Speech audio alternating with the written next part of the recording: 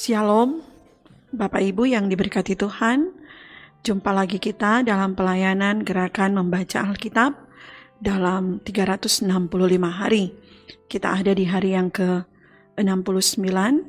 Kita hendak membaca dalam kitab 2 Samuel pasal 5 sampai pasalnya yang ke-8. Mari kita berdoa. Terima kasih ya Tuhan, Engkau boleh sertai dan tuntun kami hingga kami ada sebagaimana kami ada di hari yang baru ini. Kami hendak belajar lagi dari kebenaran firman-Mu dengan mau membaca bahkan mendengar bacaan firman dalam kitab 2 Samuel pasal 5 sampai pasal 8 dalam program pelayanan gerakan membaca Alkitab di hari yang ke-69. Tuntunlah kami dengan kuasa Roh Kudus-Mu, sehingga kami boleh memahami perkataan firman yang hendak dibaca dan didengar. Di dalam nama Tuhan Yesus, firman hidup kami berdoa. Amin. Bapak Ibu yang diberkati Tuhan, kita akan baca firman di hari ini dalam kitab 2 Samuel pasal 5 sampai pasalnya yang ke-8. Mari kita mulai bersama. Lalu datanglah segala suku Israel kepada Daud di Hebron dan berkata, "Ketahuilah, kami ini darah dagingmu. Telah lama ketika Saul memerintah atas kami, engkaulah yang memimpin segala gerakan orang Israel. Dan Tuhan telah berfirman kepadamu, engkaulah yang harus menggembalakan umatku Israel, dan engkaulah yang menjadi raja atas Israel." Maka datanglah semua tua-tua Israel menghadap raja di Hebron. Lalu Raja Daud mengadakan perjanjian dengan mereka di Hebron di hadapan Tuhan. Kemudian mereka mengurapi Daud menjadi raja atas Israel. Daud berumur 30 tahun pada waktu ia menjadi raja. 40 tahun lamanya ia memerintah. Di Hebron, ia memerintah atas Yehuda 7 tahun 6 bulan, dan di Yerusalem, ia memerintah 33 tahun atas seluruh Israel dan Yehuda. Lalu raja dengan orang-orangnya pergi ke Yerusalem menyerang orang Yebus penduduk negeri itu. Mereka itu berkata kepada Daud, "Engkau tidak sanggup masuk kemari. Orang-orang buta dan orang-orang timpang akan mengenyahkan engkau." Maksud mereka, Daud tidak sanggup masuk kemari.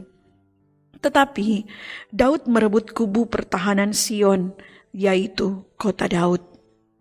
Daud telah berkata pada waktu itu, "Siapa yang hendak memukul kala orang Yebus, haruslah ia masuk melalui saluran air itu." Hati Daud benci kepada orang-orang timpang dan orang-orang buta. Sebab itu orang berkata, orang-orang buta dan orang-orang timpang tidak boleh masuk bait. Dan Daud menetap di kubu pertahanan itu dan menamainya kota Daud. Ia memperkuatnya sekelilingnya mulai dari Milo ke bagian dalam. Lalu makin lama makin besarlah kuasa Daud, sebab Tuhan Allah semesta alam menyertainya. Hiram, raja negeri Tirus, mengirim utusan kepada Daud, dan kayu alas, tukang-tukang kayu, dan tukang-tukang batu, mereka mendirikan istana bagi Daud. Lalu tahulah Daud bahwa Tuhan telah menegakkan dia sebagai raja atas Israel dan telah mengangkat martabat pemerintahannya oleh karena Israel umatnya. Daud mengambil lagi beberapa gundik dan istri dari Yerusalem.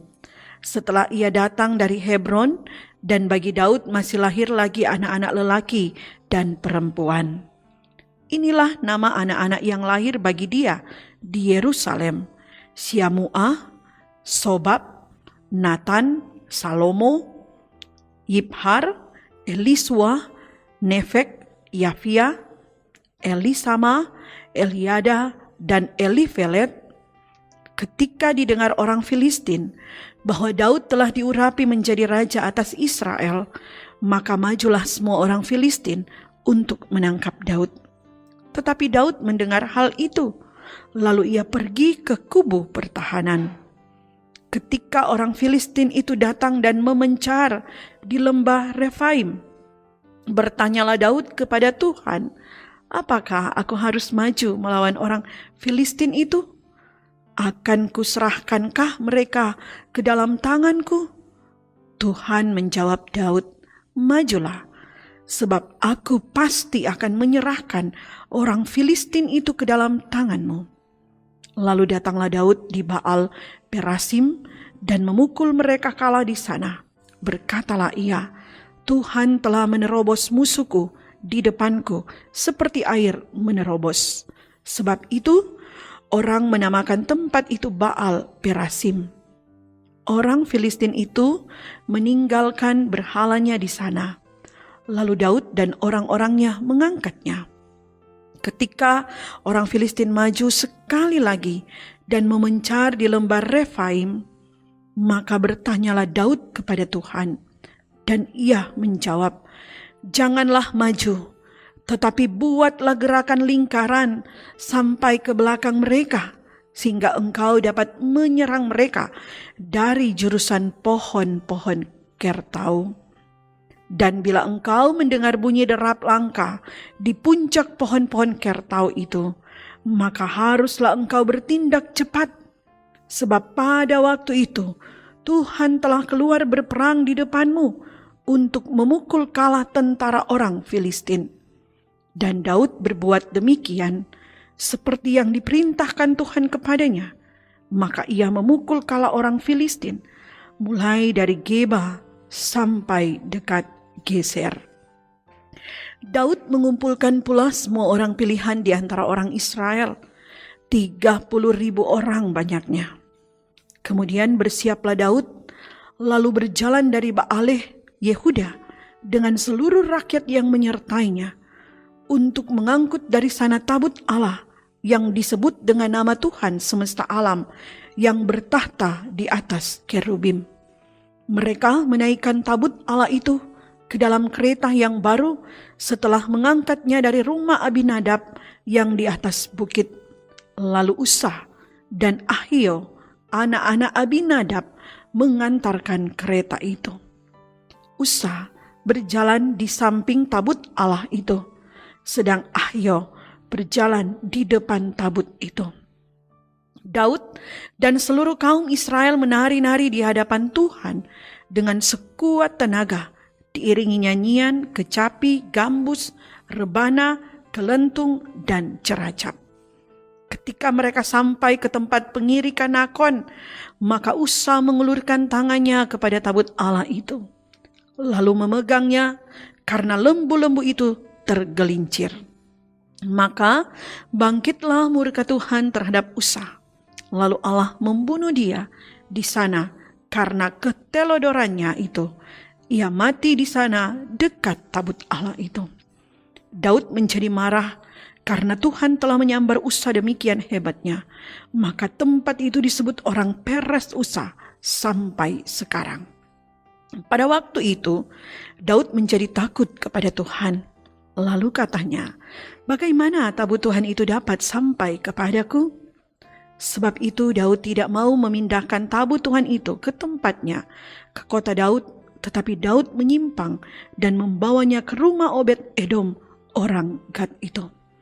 3 bulan lamanya tabut Tuhan itu tinggal di rumah Obed-Edom, orang Gad itu, dan Tuhan memberkati Obed-Edom dan seisi rumahnya.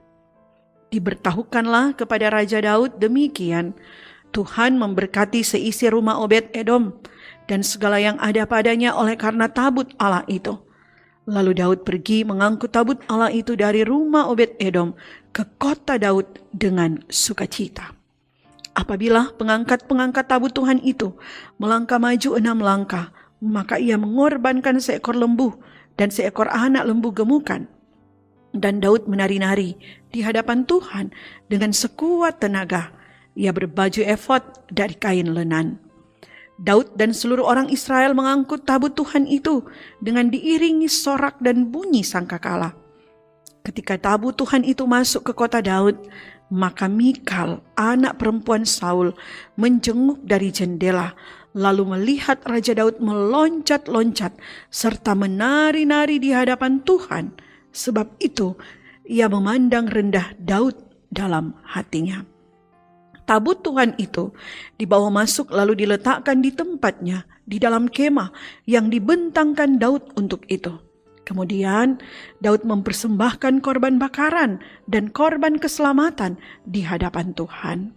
Setelah Daud selesai mempersembahkan korban bakaran dan korban keselamatan, diberkati nyala bangsa itu demi nama Tuhan semesta alam. Lalu dibagikannya kepada seluruh bangsa itu, kepada seluruh halayak ramai Israel, baik laki-laki maupun perempuan, kepada masing-masing seketul roti bundar, sekerat daging, dan sepotong kue kismis. Sesudah itu, pergilah seluruh bangsa itu masing-masing ke rumahnya. Ketika Daud pulang untuk memberi salam kepada seisi rumahnya, maka keluarlah Mikal bin Saul mendapatkan Daud, katanya, "Betapa raja orang Israel yang menelanjangi dirinya pada hari ini di depan mata budak-budak perempuan para hambanya, merasa dirinya terhormat pada hari ini seperti orang hina dengan tidak malu-malu menelanjangi dirinya." Tetapi berkatalah Daud kepada Mikal, "Di hadapan Tuhan yang telah memilih aku dengan menyisikan ayahmu dan segenap keluarganya untuk menunjuk aku menjadi raja atas umat Tuhan, yakni atas Israel. Di hadapan Tuhan aku menari-nari. Bahkan aku akan menghinakan diriku lebih daripada itu. Engkau akan memandang aku rendah, tetapi bersama-sama budak-budak perempuan yang kau katakan itu, bersama-sama merekalah aku mau dihormati." Mikal binti Saul tidak mendapat anak sampai hari matinya. Ketika raja telah menetap di rumahnya dan Tuhan telah mengaruniakan keamanan kepadanya terhadap semua musuhnya di sekeliling, berkatalah raja kepada Nabi Natan, "Lihatlah, aku ini diam dalam rumah dari kayu aras, padahal tabut Allah diam di bawah tenda." Lalu berkatalah Natan kepada raja, "Baik, lakukanlah segala sesuatu yang dikandung hatimu, sebab Tuhan menyertai engkau." Tetapi pada malam itu juga datanglah firman Tuhan kepada Natan demikian, "Pergilah, katakanlah kepada hambaku Daud, beginilah firman Tuhan, masakan engkau yang mendirikan rumah bagiku untuk kudiami? Aku tidak pernah diam dalam rumah sejak aku menuntun orang Israel dari Mesir sampai hari ini, tetapi aku selalu mengembara dalam kemah sebagai kediaman. Selama aku mengembara bersama-sama seluruh orang Israel, pernahkah aku mengucapkan firman kepada salah seorang hakim orang Israel yang kuperintahkan menggembalakan umatku Israel demikian? Mengapa kamu tidak mendirikan bagiku rumah dari kayu aras? Oleh sebab itu, beginilah kau katakan kepada hambaku Daud, beginilah firman Tuhan semesta alam, akulah yang mengambil engkau dari padang ketika menggiring kambing domba untuk menjadi raja atas umatku Israel. Aku telah menyertai engkau di segala tempat yang kau jalani dan telah melenyapkan segala musuhmu dari depanmu. Aku membuat besar namamu seperti nama orang-orang besar yang ada di bumi. Aku menentukan tempat bagi umatku Israel dan menanamkannya sehingga ia dapat diam di tempatnya sendiri dengan tidak lagi dikejutkan dan tidak pula ditindas oleh orang-orang lalim seperti dahulu. Sejak aku mengangkat hakim-hakim atas umatku Israel, aku mengaruniakan keamanan kepadamu daripada semua musuhmu. Juga diberitahukan Tuhan kepadamu, Tuhan akan memberikan keturunan kepadamu. Apabila umurmu sudah genap dan engkau telah mendapat perhentian bersama-sama dengan nenek moyangmu, maka aku akan membangkitkan keturunanmu yang kemudian, anak kandungmu, dan aku akan mengokohkan kerajaannya. Dialah yang akan mendirikan rumah bagi namaku, dan aku akan mengokohkan tahta kerajaannya untuk selama-lamanya. Aku akan menjadi bapanya, dan ia akan menjadi anakku. Apabila ia melakukan kesalahan, maka aku akan menghukum dia dengan rotan yang dipakai orang dan dengan pukulan yang diberikan anak-anak manusia. Tetapi kasih setiaku tidak akan hilang daripadanya, seperti yang kuhilangkan daripada Saul, yang telah kujauhkan dari hadapanmu. Keluarga dan kerajaanmu akan kokoh untuk selama-lamanya di hadapanku. Tahtamu akan kokoh untuk selama-lamanya. Tepat seperti perkataan ini dan tepat seperti penglihatan ini, Nathan berbicara kepada Daud. Lalu masuklah Raja Daud ke dalam. Kemudian duduklah ia di hadapan Tuhan sambil berkata, "Siapakah aku ini, ya Tuhan Allah? Dan siapakah keluargaku sehingga Engkau membawa aku sampai sedemikian ini?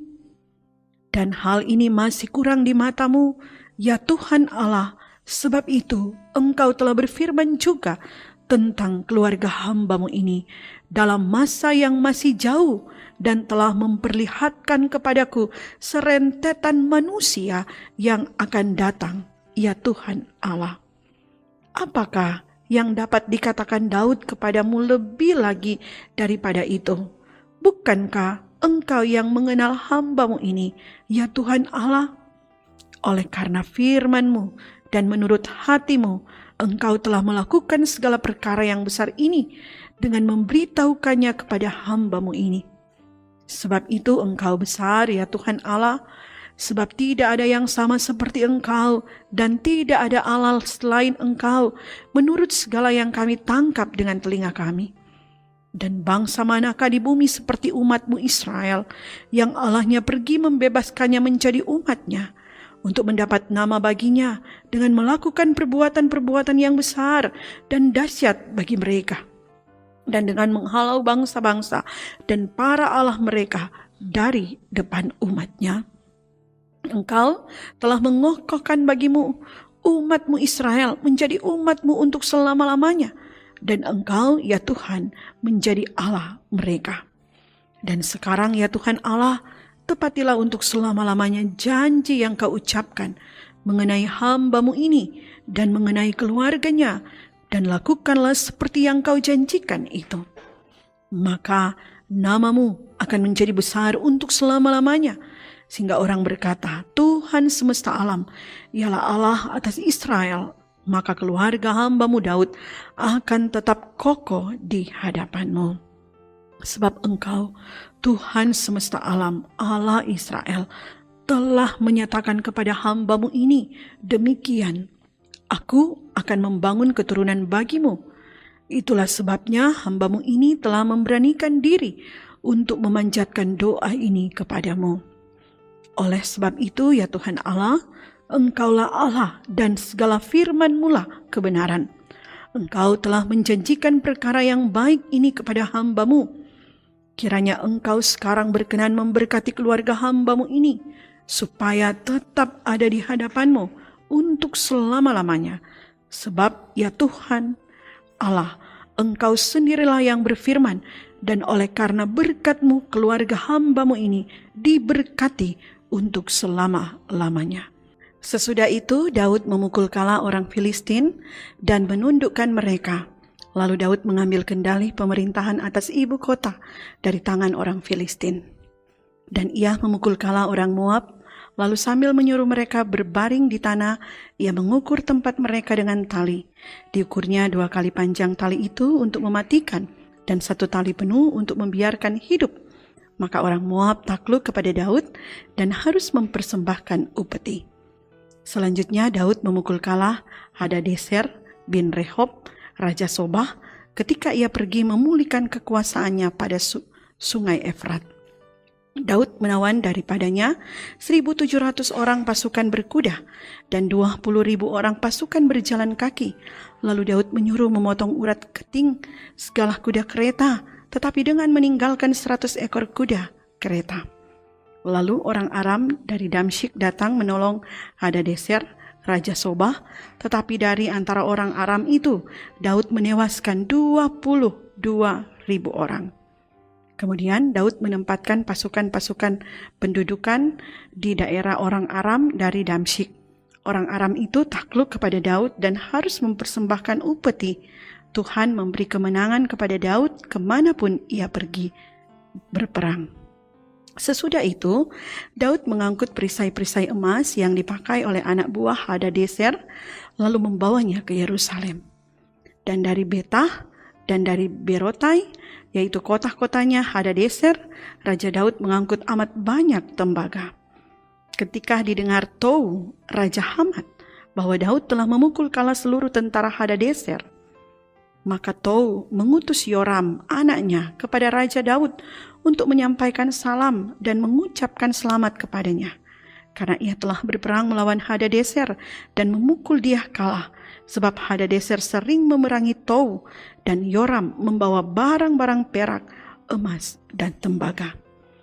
Juga barang-barang ini dikhususkan Raja Daud bagi Tuhan, bersama-sama perak dan emas yang berasal dari segala bangsa yang ditaklukkannya, yakni perak dan emas dari orang Aram, dari orang Moab, dari Bani Amon, dari orang Filistin, dari orang Amalek, dan dari jarahan yang dirampas dari Hadadeser bin Rehob, Raja Sobah. Demikianlah Daud mendapat nama, dan ketika ia pulang, ia menewaskan 18.000 orang Edom di lembah Asin. Lalu ia menempatkan pasukan-pasukan pendudukan di Edom. Di seluruh Edom ditempatkannya pasukan-pasukan pendudukan, sehingga seluruh Edom diperbudak oleh Daud. Tuhan memberi kemenangan kepada Daud kemanapun ia pergi berperang. Demikianlah Daud telah memerintah atas seluruh Israel dan menegakkan keadilan dan kebenaran bagi seluruh bangsanya. Yoab, anak Seruyah, menjadi panglima. Yosafat bin Ahilud menjadi bendahara negara. Sadok bin Ahitub dan Ahimelek bin Abiatar menjadi imam. Serayah menjadi panitra negara. Benayah bin Yoyada menjadi panglima orang Kreti dan orang Pleti, dan anak-anak Daud menjadi imam. Sampai demikian bacaan kita di hari ini. Mari kita berdoa. Puji dan syukur kami persembahkan kepadamu, ya Tuhan Allah, Bapa kekal dalam surga, karena oleh perkenanan-Mu kami boleh belajar lagi dari kebenaran firman-Mu. Kami boleh membaca, bahkan mendengar bacaan firman di hari yang ke-69 di gerakan membaca Alkitab 365 hari. Kau berkenan berkati apa yang telah kami baca dan dengarkan bersama, biar semua itu akan tertanam dalam hati dan pikiran kami. Itu akan berbuah di hari-hari hidup yang akan kami tapaki. Sertai dan tuntun langkah kehidupan kami di sepanjang hari ini dalam melaksanakan segala tugas kerja, tanggung jawab, dan pelayanan kami. Berkati bersama keluarga kami, berkati apa yang akan kami kerjakan dan kami lakukan dalam perjalanan hidup ini. Ini doa kami Tuhan, dalam nama Tuhan Yesus kami bawa doa ini. Amin. Demikianlah bacaan kita di hari yang ke-69 ini. Kiranya kita semua selalu gemar membaca ataupun mendengar bacaan firman dalam gerakan membaca Alkitab di 365 hari. Tuhan Yesus pasti akan memberkati kita sekalian. Shalom.